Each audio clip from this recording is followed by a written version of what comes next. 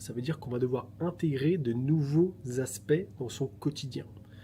D'abord, un des éléments cruciaux à ne pas oublier, ça va être l'aspect prospection. On va devoir devenir des commerciaux, on va devoir trouver des clients. C'est pas comme sur certaines activités où les clients toquent à la porte. Là, la plupart du temps, même si vous pouvez parfois être aidé par des réseaux, par des formations, par des plateformes, par des outils bien sûr pour trouver des missions, mais malgré tout, il ne faut pas être dépendant de ces outils-là à 100%. Et il faut, même dans le cadre de votre activité, pour être maître de ce que vous faites, il faut prendre la casquette de leader. Et comme on dit souvent, le CEO est le meilleur vendeur de sa boîte.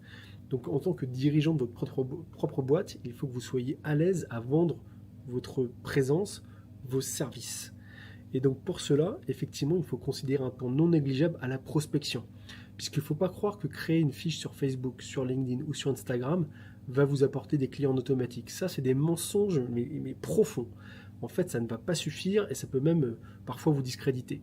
Donc en fait, il va passer du temps à mettre en place des stratégies traditionnelles, oui, des stratégies traditionnelles avec des vraies rencontres clients et des stratégies digitales aussi, avec de l'acquisition client pour être capable finalement de mettre en place des pipes de prospection et de générer des rendez-vous de prospection à qualifier et à transformer pour avoir des clients.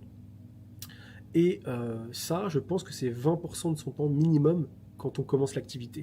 Et il y aura toujours tout au long de votre activité et de votre vie d'assistante indépendante cette part de prospection qui devrait, avec la mise en place de vos systèmes, diminuer avec le temps, bien évidemment, mais au départ, c'est une place non négligeable. Et même 20%, je suis timide quand je dis 20%.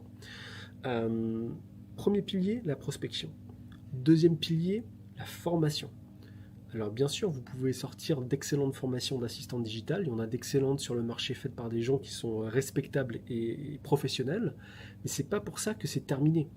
La formation, c'est un élément continu.